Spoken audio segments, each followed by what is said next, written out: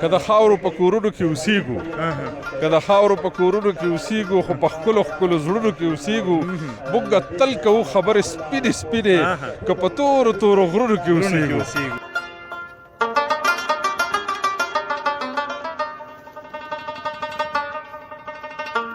د افغانستان خپل یو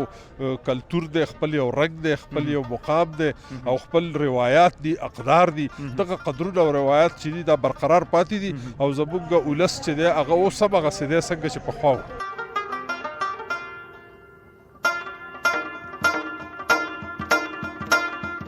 د پرمختګ لاره لازم ده چې محدود وي. زما زه څه بلا سوچونه وکړم چې کتاب اخلم او مور ته ولاړ یم د مینې اندازه یې اخلم، لیونی شوی یم ناپونه د دریاب اخلم. ډېر ښه.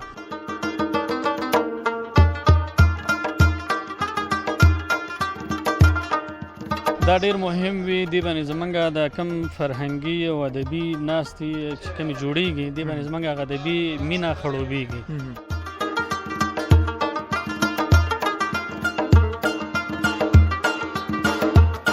کله چې ته له لوی افغانستان نه د مرکز نه بیرته مقبوضه افغانستان ته ځې، ستا به فکر څه وي؟ هلته به دې هغو ته قیسې څه وي چې په افغانستان کې څنګه حالات و او ولس یې څنګه و، دولت یې څنګه و؟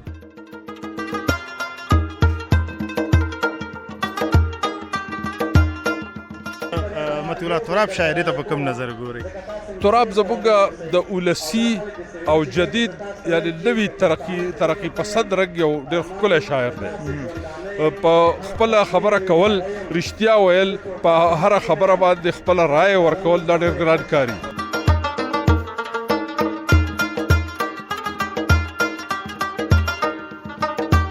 بیا دا ده چې دلته شعر سره بیا خلک ډېره مینه لري به نسبت هغه ځای موږ دلته کې بیا ډېر خلک پیژني او ډېره مینه راکوي. بیا بالکل. څه د غمکالو په غمونو باندې تیر شو په څه د غمکالو په غمونو باندې تیر شو زمونږ څه کال 360 ځلې مات شوی یم. وای یعنې هره ورځ یو ځل مات شوی. سلامونه، ستړي مه شئ، وخت مو په خیر. درنو لیدونکو، مهراب ګل مخلص نن د خپل ګران همکار عزیز ارمان سره یو ځای د جلال آباد ښار اړوند پاچا خان مزار ته راغلی دی. تاسې پوهېږئ نن دلته ولې راغلي یو؟ ځکه چې دغلته د منل شوي او ټول منلي شاعر ښاغلي مطیع الله تراب د شعري ټولګي زه په خپل کړي بغاوت باندې پښیمانه نه یم مخکتنه ده. دغه مخکتنې ته موږ هم راغلي یو. د لوی افغانستان له کوزي پښتونخوا نه هم درانه میلمانه راغلي دي او د دې ځي شاعران، لیکوالان، ادب پوهان او همدارنګه د دغې لارې لارویان راغلي او په دغه ځای کې به دغه ستره غونډه او همدارنګه مشاعره ترسره کېږي. په دې هیله چې تاسې ټول درانه راسره دغه لنډه او تاسې ټول درانه راسره دغه خپرونه تر پایه وګورئ.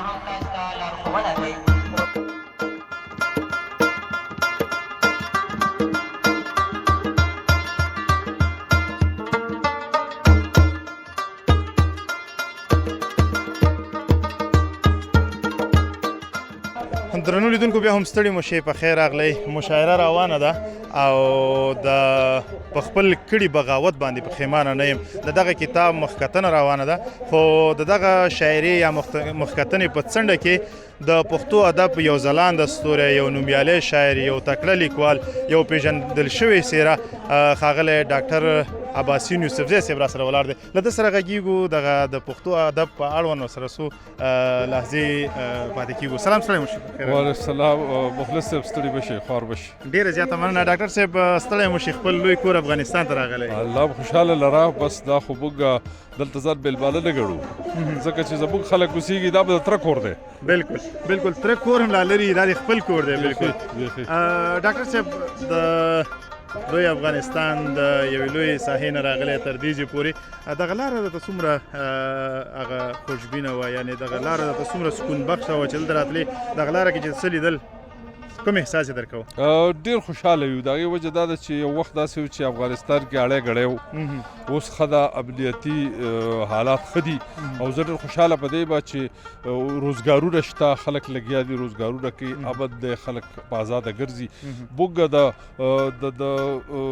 کلتور د رئیس د دفتر نه تر دې ځایه پورې په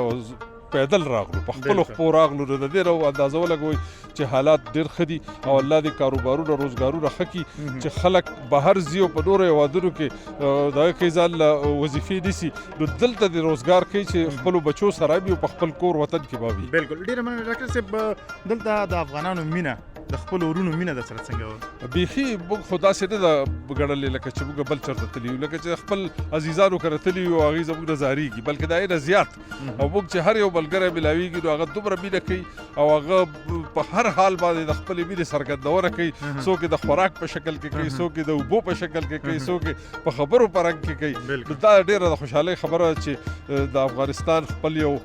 کلتور دی خپل یو رنګ دی خپل یو مقام دی او خپل روایات دي اقدار دي دغه قدرونه او روایات چې دي دا برقرار پاتې دي او زموږ ولس چې دی هغه اوس هم هغسې دی څنګه چې پخوا و. ډیره مننه ډاکټر صاحب.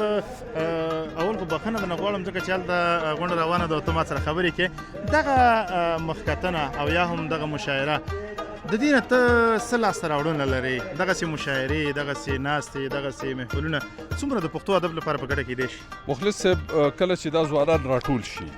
کله چې ولس راټول شي او هغې ته خپل روښان فکره لیکوالان ادیبان دانشوران ناقدان خبرې وکړي او هغوی ورته خپل لیکونه واورئ نو دا د هغوی دپاره ډېره د خوشحالۍ بوقي او د لیکوال دپاره هم د خوشحالۍ بوقي د چا دپاره چې لیکي نو هغوی ته ورورسي نو دا ډېرې مبارکې بوقي. دا زموږ د شاعرانو ادیبانو دپاره هم مبارکي د ولس دپاره هم مبارکي او د روښانه سباوت دپاره هم مبارکي. ما وکتل چې ډېر واړه واړه ماشومان هم پکې راغلي هغوی به دغه ماشومان چې دي دوی به ځان سره دا کوچنیان به په سینو کې یادونه یوسي او بیا به 20 کاله او 30 کاله پس خپل بچو ته وایي چې دغسې فلانی صاحب راغلی او فلانی راغلی نو دا لویه خبره ده. ډیره مننه ډاکټر صاحب. د مطیع الله تراب شاعري ته په کوم نظر ګورئ؟ تراب زموږ د ولسي او جدید یعنی نوی ترقی پسند رنګ یو ډېر ښکلی شاعر دی. په خپله خبره کول رښتیا ویل په هره خبره باندې خپله رایه ورکول دا ډېر ګران کاري او تراب صاحب چې دی نو هغه ډېره ډاډه خپله خبره کوي د خپل ماضي د خپل تاریخ د خپلو روایاتو د خپلو اتلانو په رڼا کې خبره کوي او راتلونکو بچو ته د روښانه سباوت زیری هم ورکوي ورته لاره هم ښیي. نو زه په دې ډېر خوشحاله یم چې تراب غوندې شاعر د پیدا شوی دی په افغانستان کې او موږ ګیله کوله چې د جهاني پورې او د کاروان پورې داسې د نوي رنګ شاعر نه و نور شاعران ډېر خو دا تراب صاحب چې دی نو دی د ولسي رنګ او د جدید رنګ یو داسې شریک شاعر دی چې هغه خلک په ځان پسې کړي دي او په فیسبوکیانو کې د ټولو نه اولنی شاعر دی د پښتو چې دی یو رنګ جوړ کړی دی او د هغه رنګ نور خلک لګیا دي د هغې په لاره ځي. بالکل ډیره زیاته مننه ډاکټر صاحب چې را سره وي خبرې در سره وکړې. په وروستیو کې هر هغه څه چې ستا په زړه او زموږ مینوالو ته وړاندې کول غواړې مهرباني؟ که د خاورو په کورونو کې اوسېږو که د خاورو په کورونو کې اوسېږو خو په ښکلو ښکلو زړونو کې اوسېږو موږ تل کوو خبرې سپینې سپینې که په تورو تورو غرونو کې اوسېږو. یو بله څلوریزه ده او هغه دا ده چې امن وږمه د ګلاب امن وږمه د ګلاب جنگ د سور اور په شان وي قابونه ریب نفاق لکه د لور په شان وي د محبت د خولې نه داسې اواز راخیږي خاوره د مور په شان وي وطن د کور په شان. واه واه واه ډېر ښه. ډاکټر صاحب شعرونه دې راته ویل زما یو شعر ذهن ته راغی هغه پښتانه ځکه په سمسور پټي کې لار وباسي هغه بیتونه زما ډېر خوښ و زما ذهن وتې دي ډېر مخکې درنو لیدونکو زه به ته په سکرین پرېږدم هر څوک زما غوندې ساده نه وي چې زیار وباسي پښتو مختو په تندر ولیکار پښتو مختو په تندر ولیکار وباسي او دوی هر منزل ته په لنډو د رسېدو قایل دي پښتانه ځکه په سمسور پټي کې لار وباسي. واه واه واه واه ډېره زیاته مننه ډاکټر صاحب چې را سره خوشحاله اوسې. بعد صاحب بریالي اوسئ. ډېره مننه خوشحاله اوسئ.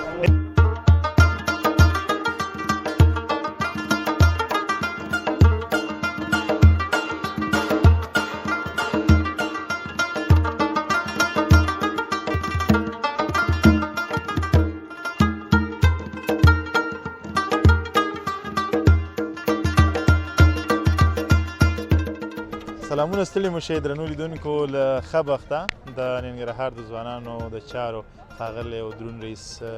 شیرزاد صاحب ظهیر شیرزاد ستړی مو شئ په خیر راغلي خیر اوسې ډېره مننه کور ودان ظهیر صاحب ډېر زیات وبخښه چې مصروف وم او بیا دې ماته وخت راکړ ډېره مننه خیر اوسې نه دا خو زموږ کار همدغه ده خوشحاله اوسئ ډېره مننه چارې څنګه روانې دي په ننګرهار کې د ځوانانو ښه دی الحمدلله بیخي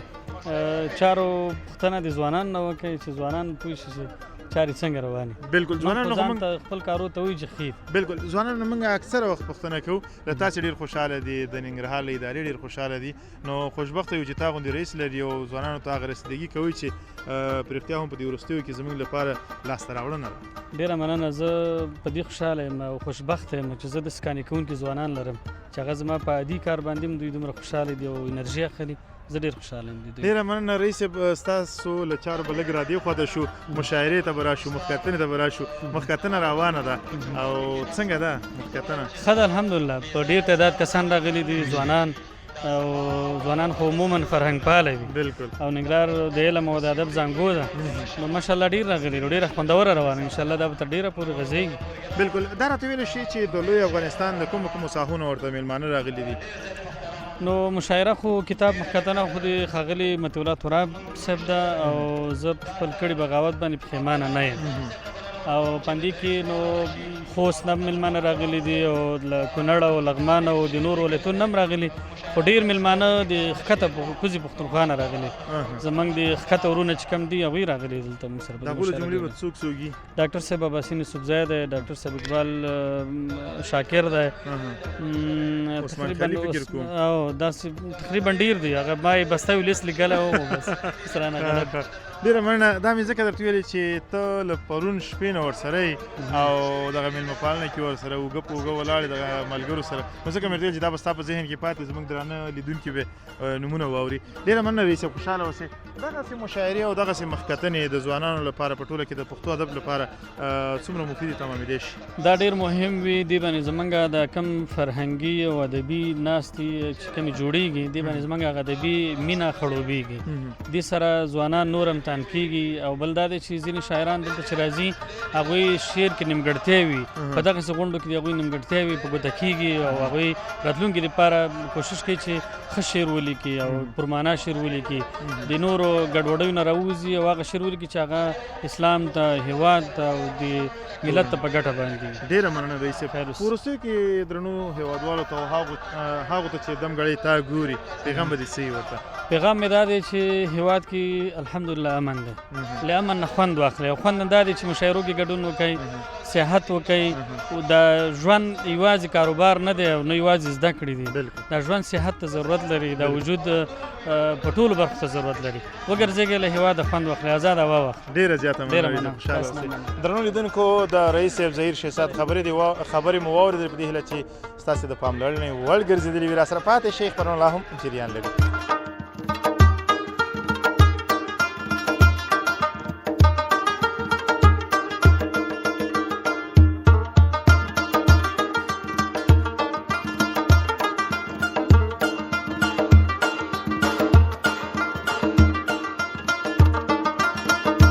درنو لیدونکو بیا هم ستړي مو شئ په خیر راغلی د کتاب مخکتنې او همدارنګه د دغه مشاعرې په یوه څنډه کې د دغه سیمې یو مشهوره څېره یو مشهور شاعر ښاغلی خپلواک شیرزاد را سره دی سلام ستړی مو شئ په خیر راغلی ډېره زیاته مننه مخلص صاحب ته ستړی مه شئ په خیر راغلی ښه راغلاست درته وایم کور مو ودان خوشحاله اوسئ څنګه ده مشاعره خوند ترې نه اخلو د هر څه نه خو زیات ښه خبره دا ده چې تاسو ګورو خواږه ملګري ګورو شاعران ګورو دا غټه خبره ده او د هغې سره څنګ کې بهتره خبره دا ده چې مشاعره ډېره ښه روانه ده منځ کې یاګان وقفه لري خو خوند ترې نه اخلو ډېره مننه کور دې ودان دغسې مشاعرې جوړول او یا هم په لویه کچه دغه ځوانان راټولول د پښتو ادب لپاره به څومره ښه ثابت شي شاعر خو نور څه نه لري ځان سره یوازې شعر لري او کله چې ورته د شعر مینوال راټولیږي او دغسې غونډې جوړیږي نو د پښتو دپاره د شاعر دپاره د شاعرانو دپاره د پښتو کلتور دپاره دا یوه ډېره غټه خبره ده نو په دې باندې باید موږ خوشحاله شو او دا یو د فخر ځای دی ډېره مننه طبیعي خبره ده چې تا به هم پکې نوملیکنه کړې وي شعر به هم یا به دې ویلې زه معلومات نه لرم خو زموږ لیدونکي په دې تمه دي چې ته ماته شعر ووایې شعر درته وایم مونږ شعرونه په یاد زده نه دي تراب صاحب دی چې ټول شعرونه په یاد زده کړي دي نو زه به درته دلته موبایل کې راواخلم او لنډ به درته وایم په چا کم یم په چا غم غوندې زیات شوی یم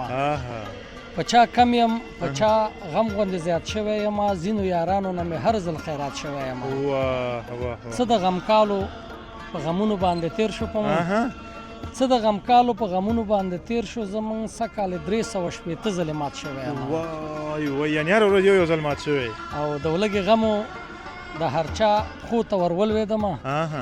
د ولږې غمو د هر چا پښو ته ور ولوېدمه چاته انجیل چاته قرآن یا تورات شوی یم او اخري به درته وایم ځکه خپلواک یم تیر کال بالکل خپلواکي مې نه وه ځکه خپلواک یم تیر کال بالکل خپلواکي مې نه وه افغانستان یم قسم نه مې رات شوی یم ډېره مننه خپلواک صاحب ډېر خواږه بیتونه او یو څه دردمن او غمجن وو موږ د ځان سره غمجن کړلو خو الله تعالی دې وکړي چې دغه ټول غمونه د ټولو غمونو د آخري کال وي او نور نه کډه بار کړي انشاءالله ډېره مننه په وروستیو کې څه پیغام لري درنو هېوادوالو ته پیغام مې همدا دی چې په خپلو بچیانو تعلیم وکړئ زه خو چې همیشه ستاسو غوندې ملګرو سره په خپرونه کې مېلمه کېږم زما پیغام هم دی چې په خپلو بچیانو تعلیم وکړئ چې راتلونکی نسل مو د تعلیم په ګاڼه سنبالي ډېره مننه مننه انشاءالله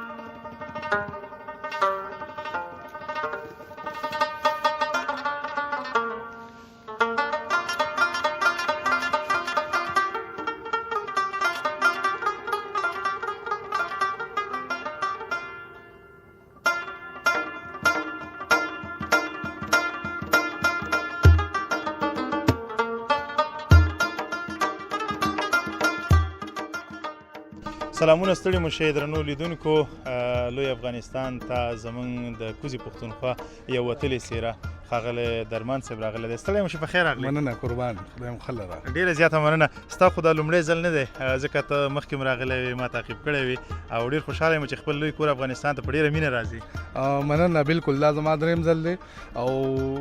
دا مشاعرې خاصې بانه شي بس دلته کې زموږ خپلو ملګرو سره وروڼو سره ملاقات وشي بس ډېره مننه کله چې د خپل کور نه حرکت کوې تر افغانستانه پورې راځي یا دغه خاورې ته راداخلېږي هغه د زړه احساسات دې څه وي نو ما ته خو کوم داسې احساس نه کېږي مطلب چې زه بل وطن ته راغلی یم مطلب هغه پېښور نه که موږ راپورې وځو تورخم کې اخ یو حواله لکه خلک بیا دا ده چې دلته شعر سره بیا خلک ډېره مینه لري بنسبت هغه ځای موږ دلته کې بیا ډېر خلک پیژني او ډېره مینه راکوي بیا بالکل بالکل کله چې د خپلو بهرنیو وروڼو سره تاسې ګورئ د دوی مینه د دوی هغه خلوص او ستاسو سره هغه لیدنه تاسو ته څومره سکون بخش دی یو دا احساس درته درکوي چې دوی زموږ خپل دي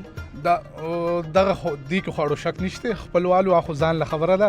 او مینه خو دومره راکوي مطلب هغه ته چې کم منډې ترډې وښې پښتو دپاره یا د پښتنو دپاره د دوی هغه ډاډ چې کم دی بیا هغه داد او هغه مینه نو هغه سړی بیا نور هڅوي چې زه د هغې نه سیوا کارونه نور وکړم پښتو دپاره او د خپلو وروڼو دپاره بالکل ډېره مننه کله چې ته له لوی افغانستان نه د مرکز نه بیرته مقبوضه افغانستان ته ځي ستا به فکر څه وي هلته به دې هغو ته قیسې څه وي چې په افغانستان کې څنګه حالات او ولس یې څنګه و دولت یې څنګه و نو موږ خو ښې خاطرې هرې پیرې ته زه 2-3 ځله راغلی یم دلته وړي دي موږ ځان سره هلته خو زموږ نه یو څوک تپوس هم وکړي نو موږ ورته وایو چې ښه امن دی مطلب او هغه ارزاني هم ښه بلا ډېره ده حالات پر ورو سره ښه کېږي دا یکدم داسې نه کېږي مطلب وخت د دې ځای انځور به ستا څنګه وي چې هغوی ته وړاندې کړې زما په نظر کې ډېر سم دی د دې ځای مطلب مینه ناک خلک دی ما نه خو چې څوک هم پوښتنه وکړي زما دغه جواب وي چې د هغه ځای خلک ډېر مینه لري موږ سره او غواړي چې موږ راشو هغه یې راشي ډېره مننه راځو دغه مخکتنې ته د لوی افغانستان یو نومیالی شاعر ملي شاعر حماسي شاعر د ښاغلي مطیع الله تراب د کتاب مخکتنه ده دغه کتاب د مخکتنې ته ګڼ شمېر ځوانان راغلي دغه د ځوانانو راتګ دغه مشاعرې ته تا ته کومه انګېرنه درکوي؟ اوس یو هلک را سره میلاو شو هغه وایي تا ته مې یو تحفه راوړې ده دا به تاسو لږ نږدې نه راوالی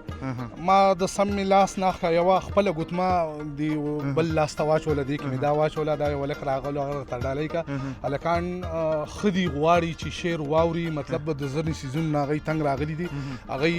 د خوښۍ څیزونه کتل او لیدل غواړي دا خو زموږ دپاره خو د تراب صاحب د کتاب هغه مخکتنه بانه شوه خو زه بیا رالم دلته کې مې لس 12 خپرونې ریکارډ کړي دي او ډېر ښه شاعرانو سره مې ریکارډ کړي دي لنډو ورځو کې خپلې پاڼې نه خلکو سره خپروم. بالکل ډېر ښه کوئ. په وروستیو کې زموږ مینوالو ته به دې ډالۍ څه وي؟ زه به دغه څه شعرونه ورته ووایم چې د دې جنګونو نه د تېر عمر حساب اخلمه ما سره کور کې یو ټوپک ته پې رباب اخلمه د پرمختګ لاره لازم ده چې محدود وي زما زه څه بلا سوچونه وکړم چې کتاب اخلمه او مور ته ولاړ یم د مینې اندازه یې اخلم لیونی شوی یم لاپونه د دریاب اخلم. واه واه واه ډېر ښه. په وروستیو کې څه پیغام لري زموږ هېواد؟ پیغام دا دی چې صرف په جامه باندې مه پښتانه کېږئ په خوی بوی په پښتنو قدرونو پښتانه شئ. بالکل ډېره مننه. کور مودان خوشحاله اوسئ. درنو لیدونکو د پېژندل شوې څېرې ښاغلي درمان صاحب خبرې مو واورېدلې په دې هیله چې د دې شعر د دې خبرو پر تاسې تاثیر کړی وي او دغه خپرونه ستاسې د پاملرنې وړ ګرځېدلې وي.